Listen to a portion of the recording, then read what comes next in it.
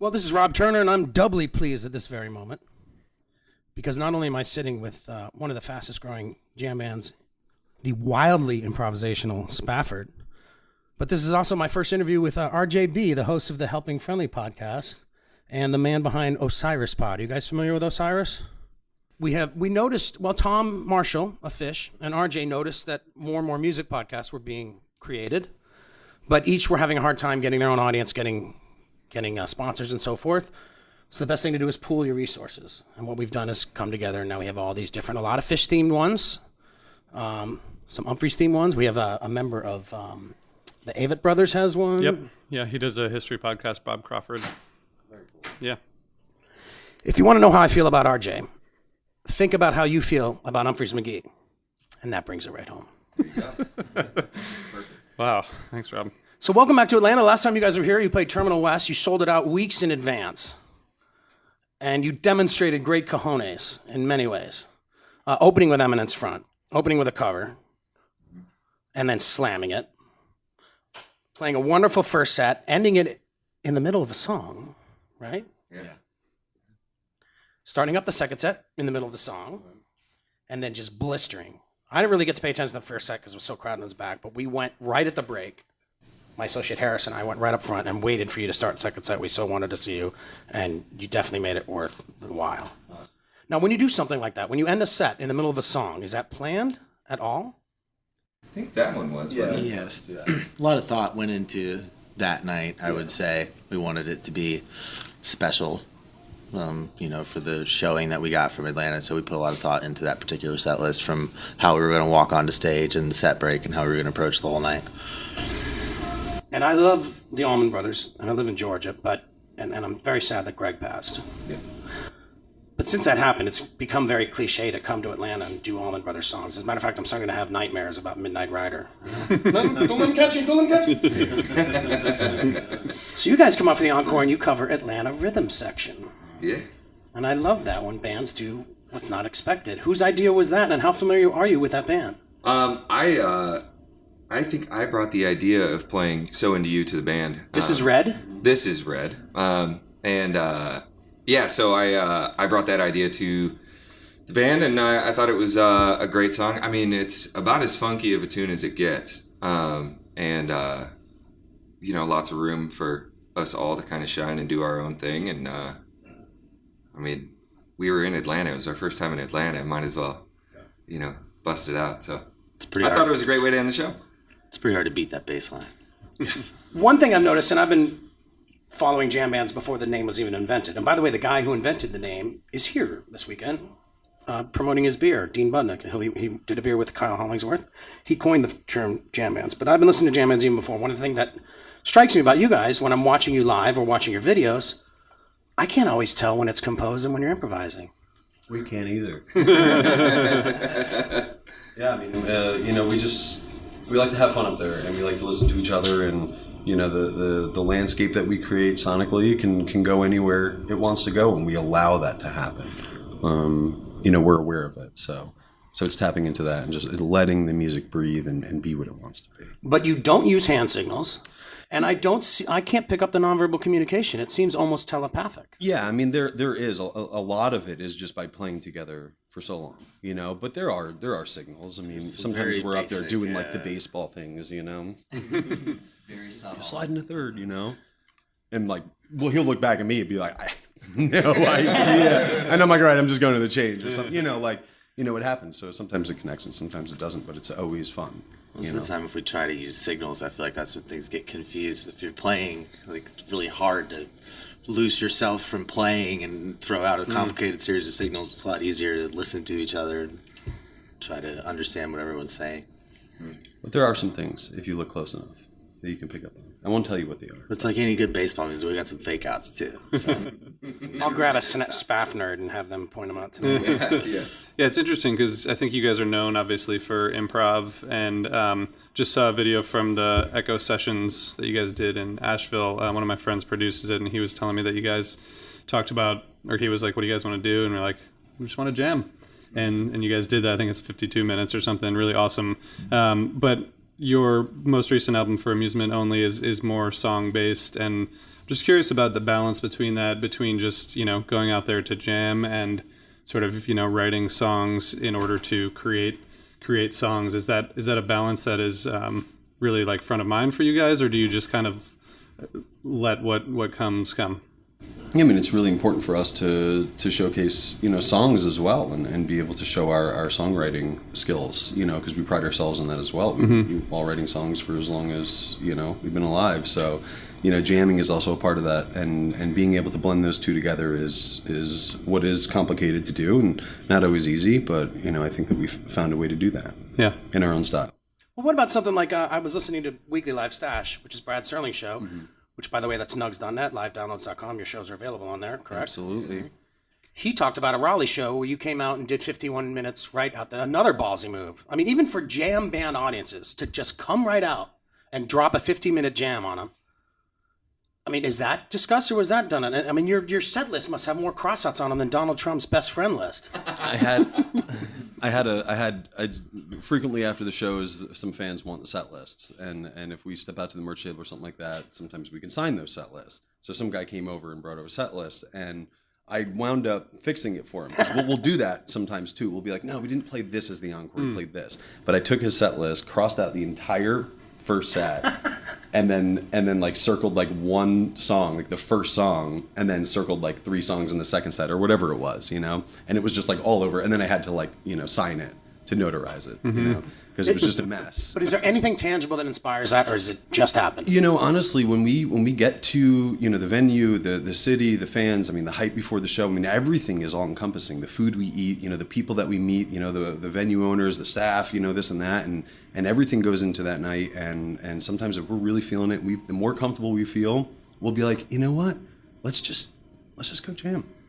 Yeah, and the crowd and the sound is a huge part. 'Cause, you know, if everyone is listening to you instead of talking, and, you know, having their own experience outside of it, which there's a place for that too. It's like, but if everybody's listening and the crowd is responding and moving with you, then it opens up to possibilities, because we can hear each other, and when we go down, like, it's one thing to go at a loud, consistent level, but to have the dynamic range to be able to bring it down, you can't do that unless the room is with you and they're all paying attention.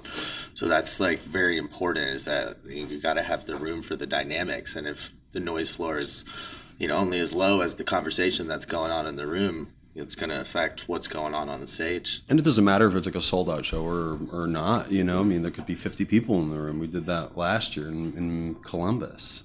Yeah. Right? No, it was Columbia. Oh, yeah, that's right. Sorry. It all rolls into one. It really does. Yeah. But yeah, I mean, that was just go out there and just do it, you know. But last year you were mainly a West Coast band. Until last year, you were mainly a West Coast band. Last year you start coming across the country. How are you finding the audiences as far with regard to that, listening? Rowdy. But as far as listening and focusing on what you're doing. Like, I noticed when I watched you open for Humphreys that I felt the Humphreys fans were listening to you more than they did most opening acts. I really did. I think that the Humphreys fans are very patient fans. You know what I mean? They're used to that. I think that Humphreys kind of commands the stage to an extent. You know, a lot of their fans are hanging on every note, and I think that there's times where, you know, our fans are doing the same thing. There's times where you could hear a pin drop. You know what I mean? To be able to bring it all the way down to a very, like Jordan was talking about, you know, like a very low level, and you can still hear a pin drop and the fans are hanging on every single note. You know, we experience that. And then there's other times where, you know, it's a weekend, people have been working all week and spent their hard-earned money to go out and rage at a Spafford show. And you know what, you're totally entitled to do that. That's great, you know, but I think that more often than not, people pay a lot of attention to, you know, the music that's going on stage. But Humphreys fans are used to doing that. Which is key, because there's a lot of subtlety to what you're doing. And to really appreciate the band, you have to listen. Mm-hmm. I want to talk to you. Just because you're a new guy doesn't mean you can't talk, Cameron. This must be quite a fire to jump into. Cameron joined the band last summer, is that correct? Correct. Cameron's a drummer, and you're very good on the improv. Some of the real subtle, you push it along, you lay back. Got to be a difficult fire to jump into. To talk about not just learning the material, but learning their approach to improv and the way they interact with each other. How was that for you? I think it was great. I mean, I think we we started jiving very quickly. Like it wasn't like anything drastically different from what I was learning, on the drums, listening to all the jam bands, and just absorbing it all. And like, it was just kind of the right, step up to joining Spafford. You must listen to jazz, though. Yeah. Who are some of your favorite drummers? Peter Erskine, definitely. Ben Greb, Jojo Mayer. Those are my like top 3. Yeah. All right. Should we go on the way? We don't have Seth to do the Wayback Machine. I think he's embroiled in a terse game of Jamily Feud or something. But let's go back to Prescott, Arizona. Who I learned this week that it's this big music scene. I had no idea. Yeah. Tell us a little bit about Prescott, where a couple of you met. It was a place that had an awesome venue called Coyote Joe's with a great open mic and a bunch of good older musicians who had been doing it for a while that were really supportive, and we came up with a place that we could just go and like play music. They let us start out playing, gave us our first gig, and people supported us. And it still has its local music scene. It's a very local music scene. You go there and you could still go catch the Cheek Tones on Saturday night, and you can go watch them, and there's all these like amazing bands that are there and awesome musicians, and it's kind of like a little secret up there in the mountains. It's a lot of art.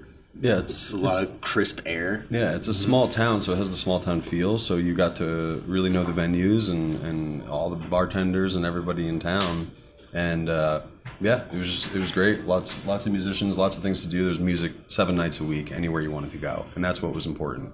And you came together accidentally, or as your website says, serendipitously. Dick Vitale word. Absolutely. Yeah. Tell us how so. Well, what was serendipitous about it? Well, we were playing open mic nights, and then it Oh, turned so that's- into an offer for a gig, and then a need That was a for, New Year's gig you got. Yeah, it turned into an offer for a gig and a need for a bass player. It's like, okay, I guess we have a band now. Like, we should name this thing. And it's like it just kept going. It was one like, okay, we're going to start a band, and like we're going to write these songs. We're going to do this. It was like, oh, people were liking it. They're dancing. They're having fun. We're having fun. We should keep doing this. And oh, okay, we can move this to this place right down the street on Whiskey Row. Then all of a sudden you're at the Birdcage this weekend, at Coyote Joe's, the Drunken Lass, and just hitting all these little towns, and all the little spots like in town as much as we could, just playing. It was a perfect like incubator for a young band. There's not too much distraction. There's willing recipients of the music, and Prescott College. Prescott College was a big huge part to that, because it was popping back in the day. Yeah, and we got all these, kids that are there going to this little art school. There was just stuff going on. It was a special time to be there. A lot changed there too. Coyote Joe's is no longer there. There was some really bad fires that really impacted northern Arizona and kind of changed the course of everyone's lives for a while. A lot of stuff changed. Prescott College I don't know what they're doing. I mean, a lot of stuff's changed there now. So it's like we were there at the right time. We just weren't allowed to like really play there anymore. Like what happened was we started bringing a lot of people to the shows, and I was asking the venues if we could put like a cover at the door, because I was thinking like let's try and make some money with this thing, but they wouldn't let us put a cover at the door. So there was a very large sober community in Prescott, and we really catered to them. And they would come Fridays and Saturday nights, fill up the bar. There would be like 200 people in the bar, like more people than there's ever been. And then the bartender at the end of the night, I'm like, cool, did we hit our? They're like, you guys can't be playing here because you're like, it was the worst bar sales that they had. Because look how everyone's got water. We'd take the show so seriously, we'd set up at like 1 p.m. We wouldn't start until 8 or 9 at night, and we would be hitting the snare drum, just bah, bah, 15 minutes. Can I get 15 minutes going just on the snare drum? And I remember us getting yelled at because the locals, we were driving them out of the bars, and Yeah, make sure everything is right there, because we were like recording every show. We're showing up with the full PA system, a lighting rig. We're like, no, we don't want to use your. We're going to use our stuff. Like, it's fine. We're like, we want to record everything. Like, what are you guys doing? Like, why? I remember at Hooligans, we went up there and they were like, yeah, this is, you guys can play here Friday, Saturday night. And I was like, cool. And they're like, this is the stage. It's behind the bar. And I was like, well, I mean, we could set up on the other side of the room, right? And they were like, I guess so. Like, nobody's done that in 20 years. And I was like, well, we're going to do it this weekend. But we just installed this brand new PA system on the stage. And they were like, oh, we got our own. And they were like, we got our own system. And the guy's like, but I I run it. And we're like, yeah, we run ours, Yeah. you know, and basically, so every time that we wanted to keep pushing the technology or keep pushing the show, or you know, the town really wasn't letting us, you know, in that way, and there wasn't a lot of venues to go to. So that's when we started moving out and looking. That pushed us to the Sail Inn. Yeah, that pushed us to the Sail Inn and Sail Inn Phoenix, and Phoenix is where we really got to be able to grow. Flagstaff, and then started going to New Mexico, and then Durango, Colorado, and then up, you know, to Denver and all that, and the mountain towns. And we did Telluride, you know, quite a bit, and you know, did Winston's in California, and we kind of hit that way, and just that was like our route for a little while. Yeah. That's what was comfortable, and you know, that's we wouldn't lose too much money doing it, because it's from Arizona to get anywhere. It's a really long time to get there 8 hours. with all the gear and all, you know. And RJ wants to ask you about the West Coast, you know, scene. But first, real quick, do you think that, you know, there were maybe seeds of a devil may care attitude that were planted in you from that being the beginning that now manifest in you do things on stage that other jam bands are afraid to do, like open shows with 51-minute jams? We've always just wanted to like show up and put on our show for people that wanted to come and do it. And if we hadn't been pushed, and like, who knows, would we've ever started our relationship with Flagstaff Brewing Company and the Sail Inn and started moving our show to bigger, more capable venues, and like, you know, slapping ticket charges and like really starting to grow. So it just pushed us to keep going and find people that wanted to work with us. Yeah. Yeah, you brought up during the idea of the incubator, which I think is interesting, because you have theories like the 10,000 hours or whatever, you know, that people play together or do whatever they become expert in. Do you feel like that was advantageous to you? Because if you think about a lot of jam bands, and sorry to keep using the word jam band because I don't like it, but it's... This is a jam band. Yeah, you guys jam and you're a band, so I guess that's okay. But thinking about, you know, jam bands that come out of the Northeast, it's harder to break through. You know, they're playing in New York and Philly and Baltimore, and kind of just going through that and trying to break through. You guys sounds like we're more incubating your own sound, but moving out slowly. Like, do you think that was advantageous to where you guys are now, and anything else to reflect on with that? I mean, there's a lot of bands that are doing what we're doing, you know. I mean, there are, and you know, when we were in Arizona, the market was kind of starved out there, because not a lot of bands would come there, not major bands. So, you know, as far as it being an incubator, like, sure, but we were just having a blast. We weren't thinking of much more than like, this show tonight at the Sail Inn, we got 120 tickets sold, and we are going to put on the best show of our entire lives. And that's what it was every single night. And it's never changed, and it never will change. You know, our motto was one person at a show I wanted to change their lives. Just one. And it's still that way. That's awesome. You know, and you know, we're just kind of riding that wave from all that, you know. And we created the scene in Phoenix, you know, and that started the whole culture and everything, and the music, we gave it out for free. We just wanted people to listen to it, you know, and that's what started this entire thing to back us. And then as soon as we went further, there was something for people in the Northeast to grab onto, because there was this culture going on here. And let me tell you, Arizona is gorgeous. You know, I mean, it's beautiful. We are all from somewhere else other than Kim, who's born and raised in Phoenix. But Hey, I saw the dead break out Here Comes Sunshine there after a 17-year absence. Oh, I really? love Arizona. Yeah, you know, it's gorgeous, and we want to bring more awareness to it. You know, that's absolutely what we want to do. There's something special about just like the colors and the air and everything in Arizona. It's different than anywhere else. It's like, I mean, every state's different. The more you tones. travel, you realize that every state's very specific, but earth tones, man. Earth, like reds and violets and pastels and like the colors of the sun. It'll just change the way your brain works. And that much sunshine, I think, you know, you take all that and, you know, the environment of the desert where like everything's just fighting to survive there. Like I remember moving out, so it was like, okay, you're in the desert. Just remember this one thing: everything here is trying to kill you. Like everything's got thorns. There's cactuses that will jump onto your arms, but they're all just trying to live, man. So like, and it's like, okay, the desert, like you got to really want to survive. And like we just wanted to roll around and set up all of our stuff and play a show, and that's like still what we're doing. Yeah. But, you know, we just have more stuff and more people to do it now. You know, most of us are born and raised somewhere else, so when we visit places like Atlanta, I mean, that's like the South. Jordan's from the South, so he feels at home here. So like, you know, I feel, you know, like on point too to give it like a good show tonight for him, you know, and he's got friends and family that'll come out this way, or we're in the Northeast, or we're in Chicago for Red, you know, like, I mean, it's just, you know, so we always bring that vibe everywhere we go. We love the cities, you know, but we love the sunshine and warm weather as well. Is it true you played Midnight Rider 3 times at your first gig? I swear we played it We played it 3 times. It was probably in every single set, but we played probably 3 or 4 sets that night. Yeah, and it was we had to 3 have times we those played it. bar band days in Prescott. Like they expect you to do 4 sets. I mean, they were yelling at us We're to gonna keep need playing. 4 We were like, sets. yeah, okay, like of course we will. So we adapted. Okay, you need 4 sets. Can we do 2 sets but still play the same length of music? Is that okay? Yeah. And so we started doing. And you do 2 It was 4 hour and 45-minute sets. Yeah. That's a good way to cut your chops. Yeah, it was 4 45-minute sets. Yeah. Wow. What about the Sugar Thieves? Oh yeah. Can you talk about who they are and what I actually played on their first album. I recorded keys on their first album before they were even the Sugar Thieves. Mike Lander is one of my favorite human beings on the planet. He's Fantastic lead people. guitar player and just in fact, I'll be honest. If it wasn't for Mike Lander, I probably would not be in Spafford. Mike Lander kind of gave me my opportunity starting to play when I moved to Arizona from Illinois.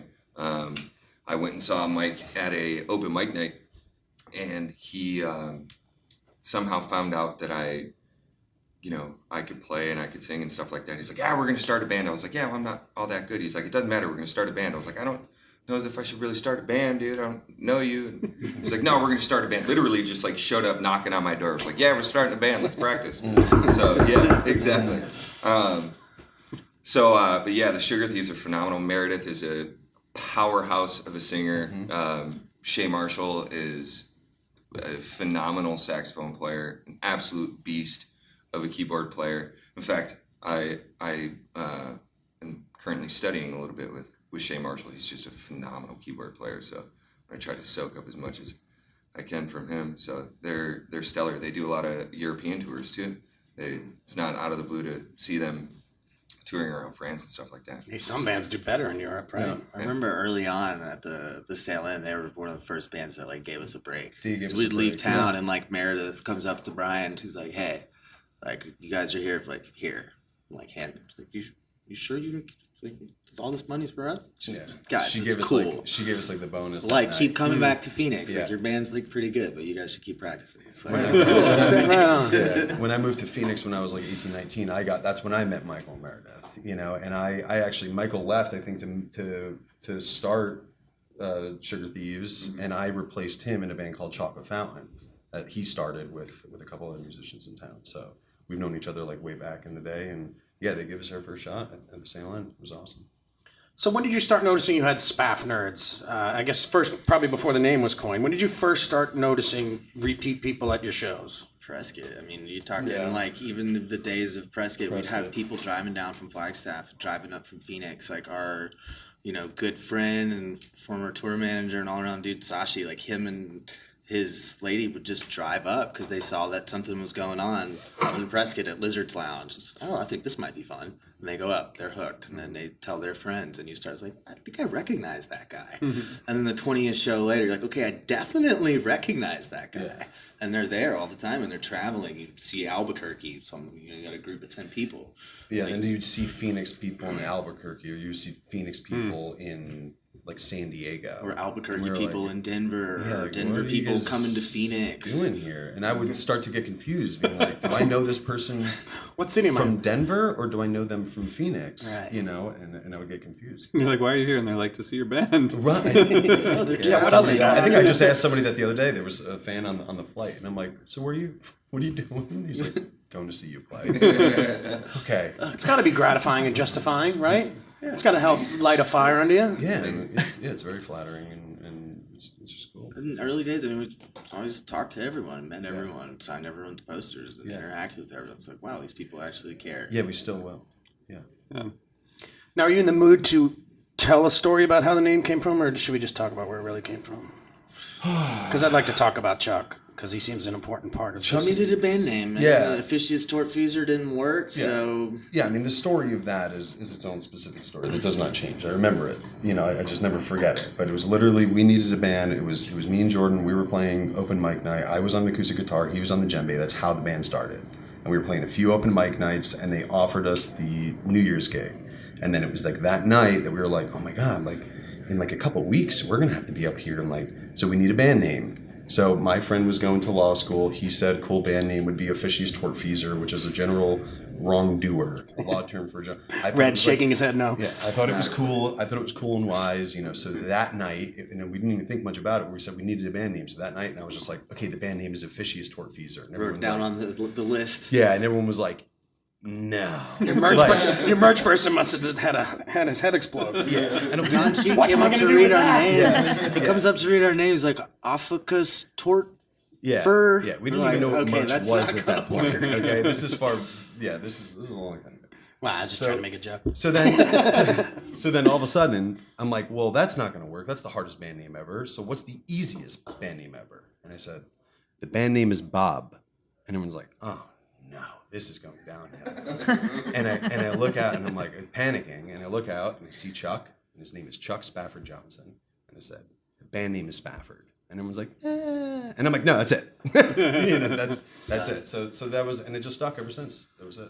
Which is cool because he's not just a lighting designer; he's a lyricist. No, he is not. He's a lyricist. He's a lighting designer. He's been one of my right hand mans with things. You know, from the beginning of this thing. You know, figuring out the inner workings of a DIY business and a DIY band in this industry. You know, and trying to come up and wanting to be where we are. You know, and he has had a huge impact on that. So it's actually just unbelievable that the band is named after him. It wasn't like that. He was just a friend. And then, you know, handed him a lighting controller. You know, I was the original light guy. I had 8 switches on a thing, and I would plug the house lights, like just a regular cord, into one of them, and I would hold a note. And then I would hold the note, I would flick off the house lights, and then I would turn on the star ball on the fog machine with my right hand. You know, so I said, Chuck, can you do this? And Multitasking. yeah. And Started Ted Leonard, this guy, Chuck's Ted Leonard, first show, local yeah. Prescott sound guy. We were playing a gig at Prescott Ted. College, and we had no idea. We hadn't gotten into lights yet. This is before we even decided to buy any lights. Yeah. And he's like, you guys got any lights? Yeah. So he came to help us out. We're like, no. Can we borrow some? And he brought us like some big old like red, yellow, green par cans. And Chuck just sat there and was like, okay, red, green, just fading up and yellow. Yeah, I was playing Eyes of the World. But that was otherwise. I'll never forget the video on YouTube, you know?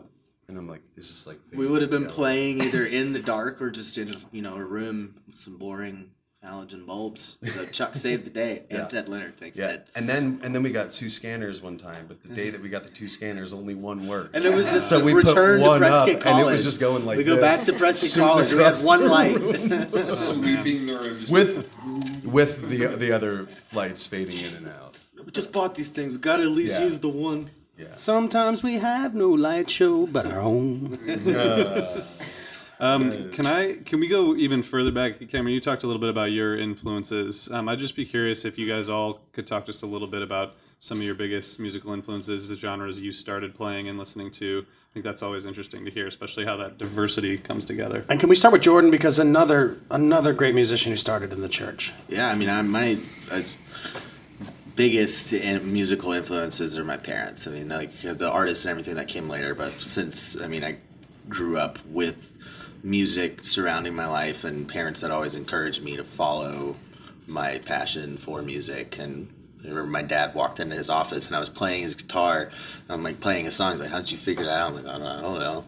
So I heard it and I figured it out. And 2 months later, I got a guitar for Christmas. You know, and it's like, okay, we got to encourage this kid to grow and do music. And then as soon as I got the guitar, the back end of that deal was that I had to play in the praise band for my mom. So it just started, you know, like it was my first band when I was 11. And until I joined Spafford, that was my band. You know, I mean, I just played for my mom and played the drums and did different stuff and did church music, and then went away from it for a little while and did it again for a little while to make a living. And it's just like now as I'm learning and I've been through college and done all these things, I start to realize the impact that music has in my brain and the way that I do play music, and like chord progressions, and you know, it's all rooted to classical music and everything that I learned about in school. And so then I go home and I listen to the music in my dad's church, and it's like, oh, this like makes sense, and no wonder like I hear these things and want to create these things. And, like, you know, take away the message, the music's still amazing and all these things. There's a lot to be said about, you know, coming up in the church and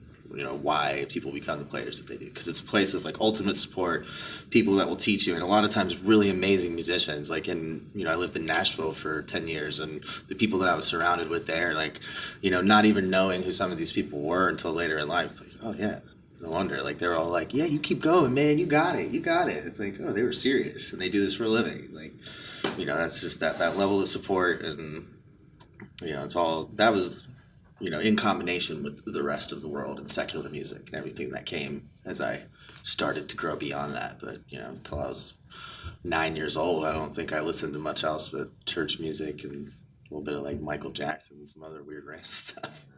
I have friends who consider that church music. Do you think, as an improvisational musician, though, do you think that in church there's a sense of something greater than yourself, a sense of losing your ego a little bit? Totally. Does that flow through as an improvisational musician? Because those things are important there, too. Well, my father's church was with a pulpit and a thing, and my church is a stage with my band and a crowd, and like it's the same experience, having experienced both. Because you can get lost in a sea of a few hundred people all singing the same music, especially the chord progressions and the stuff that's in there just like evokes your emotions. And so like that feeling is like everyone's losing themselves in the music and they're connecting to this greater presence of themselves. It's not anything different. It's a bunch of people getting lost in music and connecting to like what that has to offer them. And that was the part of church that I always connected with. As soon as the music was over, like, okay, I don't want to be here anymore. And especially like in Patience of Youth and stuff. But I mean, the music, it connects you, and I get that feeling. I'll be on stage and I come back from a moment and I'm like, okay, I was like there for that moment, and I've felt that like brings me to tears. There are times I have to hold back tears on stage with Spafford because it's so emotional and like what we're doing is so awe-inspiring. And so I've why had hold that back same the tears? feeling. I don't know, because I'm playing and I gotta keep focusing. Maybe next time I'll just let myself cry. But it's like I've had the same feeling. You go home and the organ, like the feeling of a big pipe organ in a huge, like church room that's been tuned for that and everything. It's powerful, and you can do those same things on the stage with the rock band. Oh gosh, I'll never forget. I saw our Letterman anniversary show at the Radio City Music Hall, and Schaefer put together this huge band. And at one point they did Chest Fever, and Carole King and Paul Schaefer on pipe organs filling the room. It was sick. And the show ended with Bob Dylan singing and putting a lot of effort into singing like Rolling Stone in front of just an incredible band. But anyways, Red, tell us about yours. I grew up, singing in church and singing in choirs and stuff like that. I was very fortunate from junior high all through high school. I was in a choir that I got to tour around the world, and then, all through high school. I mean, I listened to a lot of jam bands in high school, but I also listened to a lot of ska punk in high school. I listened to a lot of electronic music. I listened to a lot of, everything. Mighty Bosstones? Absolutely. Right on. Yeah, it's the impression that I get. No, I listened to a lot of stuff, and I got a guitar when I was young and started figuring out the guitar. I took like a year and a half or 2 years of piano lessons, and I think my piano teacher fired me because she figured out that I wasn't like actually learning to read the music. I was just listening to her play and like playing what she was playing by ear. Which another thing, and you too learned by ear. That's got to serve you as an improvisational musician. That none of this crap is written down anywhere, is it? Not yet, anyways. Until Holly Bowling gets a hold of it. Yeah. God, that would be amazing. Give it time. Yeah, I mean, I learned to play by ear mostly, and I can fumble my way around a chord chart with the guitar. I can, do the same with the piano. I think for the most part, though I strictly learn by ear. So I mean, I had a ton of influences growing up. My grandfather was a piano tuner and could play stride piano like nobody I've ever heard. And to be able to watch somebody as a very young kid who appreciated music but couldn't play music yet, to be able to watch my grandfather sit down, tune an entire piano by ear with no machines, and then start playing some, stride piano, that's it's tough to beat that. You know, I mean, I remember just being in such awe of thinking, you know, like, yeah, I want to do that. That's incredible. So, you know, so yeah, I mean, I had a ton of influences. I don't come from a very musical family. My mother is a very talented singer, and she can play the piano, but nobody else in my family can really carry a tune in a bucket. No offense, guys. Sorry. But at least enjoy the ride. But yeah, so yeah, I mean, I think it's some similar influences as Jordan and the rest of the guys, and, you know, some unique ones as well. So that's my story. All right, Brian, Captain Shred Moss. Hi. How about you? What's your genesis of music? It's just like it would take all day. Some unusual. How about some that would surprise your fans? Your Spaff nerds. So there, I mean, like it's grouped in categories. So there's like bands, and then there's, you know, individual you know, guitarists, or, you know, there's people that you really can't even find a lot of like audio on, but you can read a lot like from them, and there's a lot of old stuff out there and a lot of new stuff out there that works, you know. But like George Van Epps or Ted Green, like those guys are more like mathematical about their approach of looking at the guitar, and they have their own theories that you have to like learn first before, you know, you start applying so it takes a while to, but once you start moving with that sort of stuff, it's very interesting with the way they look at it. But I'll even go back into older stuff. I'm working on a lot of classical stuff right now. You know, Matteo Carcassi and Mauro Giuliani. That's wonderful. Right, like there's old stuff like that, and then currently right now trying to adapt like all that with a little Joe Pass and a little Ted Green and a little George Van Epps is currently on my table. Which is good. Yeah, that's because you definitely have listened to a lot of Trey, right? Who?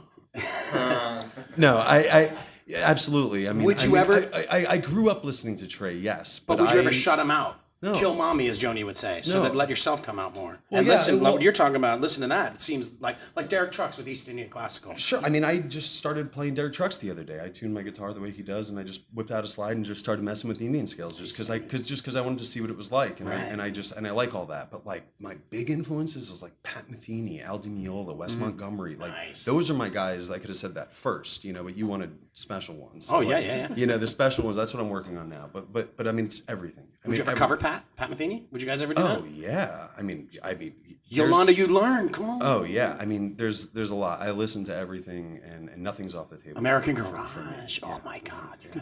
So guys, I know we got to get you out of here because you have to go. We got to Cameron first. Yeah. You mentioned a few. What's that? You mentioned a few influences. Anything else you'd throw out there? I mean, not just bands as well. Like Brian was saying, categories. I mean, I did drumline and jazz band in middle school and high school. You know, got a little bit of everything. You know, tried picking up the marimba once and failed at that. You know, but went back to the drums, did jazz band, and you know, did drumline for 3 years of high school, bass, you know, tenors, snare. You know, get a taste of all of that. Did everything except for the cymbals and drumline. So nice, awesome.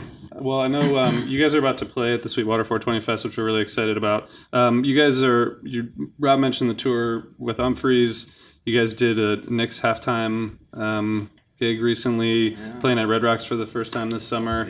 Yep. So this is like a jam band, you know, or a band dream, the way you guys are evolving and picking up steam. How do you guys stay focused on, you know, just making music and not get distracted by this really cool stuff that's happening to you? I don't pick up the phone, and I just practice my guitar. Just show up. Practice in your own time. I mean, we have a really great room that we get to have for the four of us to jam in, and it's our office. And you know, my girlfriend goes to work, and then I go to work, and it's the same for all of us. Like, we're constantly working on the music and working on our craft. And as long as four of us are in that room and we're working on stuff, and we're all at home doing stuff, it's just gonna keep going. How did the Knicks fans respond to an 8-minute song? I think they liked it. Yeah, it's better than the team. We got a six spin move by someone. I forget. Someone did a pretty cool spin move. Yeah, nice. We really appreciate your time. Seriously, listeners, they are about to walk on stage. It's very nice of them to take this time with us and continue the upward movement. Thanks. Thank you.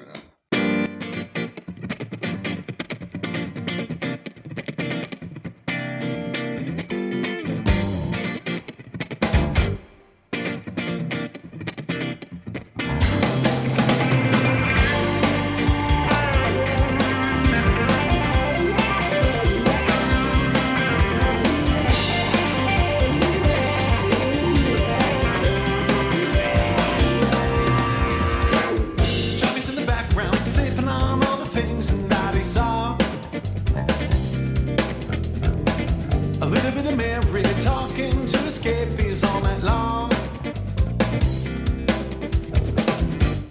Right now, stating, correlating all these seeds. All night now, living in a dying trend in harmony. But that ain't me. I'm on a roll. Ain't that wrong? I wanna be myself. Ain't that wrong? Take that home. I'm gonna free myself. Take that home.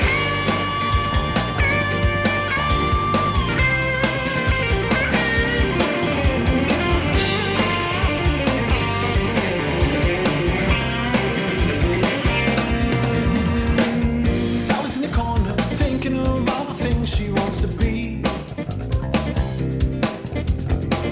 And a little bit of Mary travel, listen up to his story. But right now, end up on the night to be far gone. She might now turn that shit around this time.